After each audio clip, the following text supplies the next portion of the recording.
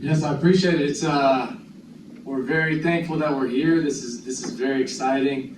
I think the credit goes to not only these three guys that are up here, but all the rest of the guys who are getting ready for practice out there right now. I mean, I think we have a very close team, the team that's worked extremely hard. That doesn't always mean you get the results you want, but this year it's clicking for us, and we're very excited about that. So we're thankful we're here, and we're thankful for everything that everybody's doing for us. All right, farthest away from me is Adam Brazel, and in the middle there is Davidson Hubbard, and the nearest student athlete is Ryan Clements. I'm going to start off, Davidson, you've been the leader all year in scoring and rebounding. Can you talk about how you kind of managed that role all season and done it so well? Yeah, I mean, everyone on this team, has a role, and that happens to be mine, scoring, and everyone got a rebound and defend on our team. But it goes for everyone. Like, I think my role is just as big as last man on the bench, and we need it from everyone. All five stars, like everyone has a different role, and that's why it kind of works out really well for us. Can you? I'm going to stay with you. Can you talk about what Adam and Ryan do? I mean, they're such a 1-2 punch. They both are 1,000-point scorers, and yet they're also big assist guys as well. Can you talk about how that makes it so tough on the other teams? Who do we guard here? Yeah, they're just both such great playmakers. I mean, they play make in such different ways. Adam, he can shoot from anywhere on the court and get downhill quick, shifty guard, and it just makes it hard on defense. That two-man game with like a lot of our big guys just unstoppable, and Ryan, he can blow by anyone on defense. Just quick jump out the gym, dunk on you. We can just do so much with them too, and makes our team very dynamic in that way. So. Nice. Adam, for you, you had 22 in the final there against Nebraska Wesleyan. You matched your season high with 5 3-pointers. What was working for you that night? Just our game plan to come out aggressive. We knew they were in a zone.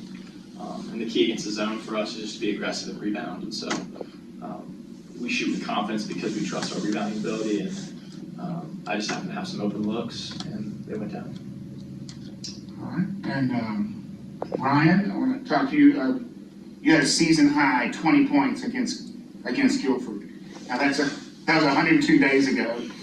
Is there anything you carry over from that one meeting you had back in early December, right, Coach? December 2nd. Yeah, honestly, for me to just try to keep being aggressive, honestly, and kind of not settle for jump shots and focus on trying to get downhill and put pressure on your defense because they normally guard you with smaller guards. So just trying to take advantage of that. Nice. Anyone else can chime in here? Coach, you guys had a high-scoring game against Rowan, and then it was a little more grinding against Nebraska Wesleyan. You guys feel like you are versatile enough you can play both ways?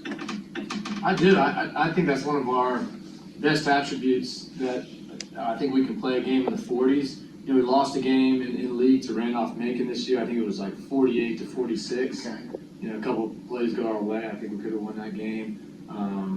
We've also scored in the 80s, 90s. So I think we have a team that's pretty unpredictable, but if we need to sit down and play in the half court, we can. If the game is more up-tempo, we can do that too. I think we have a group that's confident to go out there and get it done however it needs to be done. Yeah, talk about that group. Oh, you have one? Go ahead. I guess, Coach, for you, obviously, you talked a little bit about the game against Guilford earlier this year, but what have you seen from them in film and watching them, and how are they different now than they were when you played them earlier this year? Yeah, I mean, they're really impressive. I mean, it's a group that's been together for a while. They have 2 fifth-year guys who are, about as good as it gets, and Tyler Dearman and Julius Birch. And you just can't make a ton of mistakes. You got to capitalize whenever you get an advantage on the offensive end. There's such a stingy defense, and and force you to make shots. But you got to capitalize there, and then on the defensive end, they're going to make you pay whenever you make a mistake. So it's one of those things where the court it is like a season ago. It feels like that was last year that we played them. But they've changed a little bit on how they do things. But overall, the personnel is pretty much the same. Those guys are going to be ready. I don't think there's there'll be any crazy surprises. Obviously, there's tweaks that you'll make going into a game like this, but I think both teams know each other pretty well, and it'll be a knockdown drag-out. Who can make a couple shots, who can make some plays on this stage. Oh, yes, sir. Coach, how do you feel in terms of the familiarity of, at this stage, of playing a conference opponent, and for you personally, playing at Guilford? Yeah, I mean, it's interesting that we're playing Guilford, right? I mean, but our approach is just, that's the team that's in front of us. It's not, it's really more about us. It's more about our preparation, our mentality, and how fresh we are, how physically, mentally we're prepared going into the game. We really focus on us more than we do our opponent, I would say. But then it's whoever's in front of us, right? I mean, that's next up. So it is pretty crazy that it's Guilford. I spent so much time there, and I worked there and played for Palumbo. But at the same time, that's the next one. That's the next one. So that's what we got to go take care of. Coach, let me ask a quick question. What do you attribute the huge jump from last year to this year? I mean, you were good last year, but now you're in the Final Four. What was the big jump? Oh, you're looking at him up here. Yeah. It ain't me, I can tell you that right now. I'm no genius up here. Man, these guys are committed. They're great leaders. They're great young men. I think the experience, right? In like today's age, when people are jumping around, we've had a group a lot of which have been together 4 years, some of which 5 years. And I think when you go through these experiences together, you just become wiser. I think you learn things from losing, from winning tight games, from losing tight games, from getting blown out. I mean, we've learned so much about each other.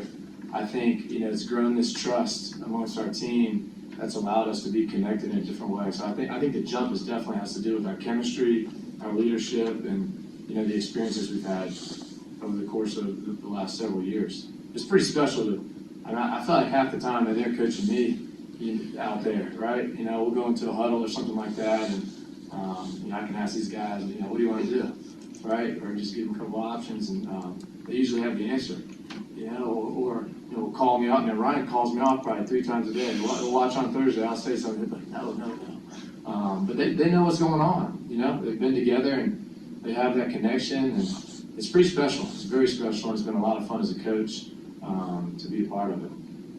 Hey, Davidson, can you talk about that? I mean, is this how Coach gets District Coach of the Year? You started 31 games, Adam 31 games, Ryan started 32, Josiah Hardy 31, and Alex Elliott 32. I think we know who's starting tomorrow night. But yeah, can you talk about Davidson, just what that means, that chemistry and that just awareness that who's going out there? Yeah, I mean, just, having this group of like 8, 9 guys that have been together for all 4 years, and some guys been here 5 years, and so all been here with Coach, and this 5th years they've been here since he got here, and first time being here, so just growing that trust and chemistry, and I think that's definitely been the biggest thing, and it translates from the top down, and the coaches recruiting us, and keeping that class together, and it's just sticking around and kind of tolerating him in a way, I guess, and it's just been awesome, man. This is for Adam and Ryan. You guys are big assist guys. I bet you the 2 top assist guys who are still playing, okay? That's what I've got. I looked them up, looked all the numbers up. Would you rather be the assist guy or the scoring guy that night? Does it just vary from night to night? I'll go first. I mean, it just depends on matchups. Like, sometimes whoever has a better defender guarding them, I feel like they kind of resort to being more a playmaker, and then vice versa. It's like AB has like a mismatch on him, and of course I'll play make, the AB will score, and same thing vice versa. Yeah, I feel like it's a night-to-night thing as well, just like kind of how you're feeling. Like if I hit my first 2 or 3 shots, I think it's pretty clear that I'll try to be scoring the rest of the game. And if RC is able to get downhill or get out in transition early, then it's like, okay, probably score a lot as well. Or if he gets to the free throw line a lot, which he's an excellent free throw shooter. And it's not really even a thing that we have planned out at all. It just happens in the flow of the game. Anybody else? Okay. For Davidson, Coach talked a little bit about playing Guilford and all the connections he has there. How have you guys as players kind of helped him manage that this week? Have you had to at all? like kind of what you were trying to say, Like just basically, I mean, obviously it's going to be an emotional day for him. Obviously, you guys are seniors. How do you help him manage that a little bit? I mean, we just see it as another game. I mean, we trust Coach, he trusts us, and, it just gives us, a great amount of confidence going into the game, like, no matter who it is. And so, that's about it. Anybody else? Nice chance here. All right, thanks, coach and players. Thank you.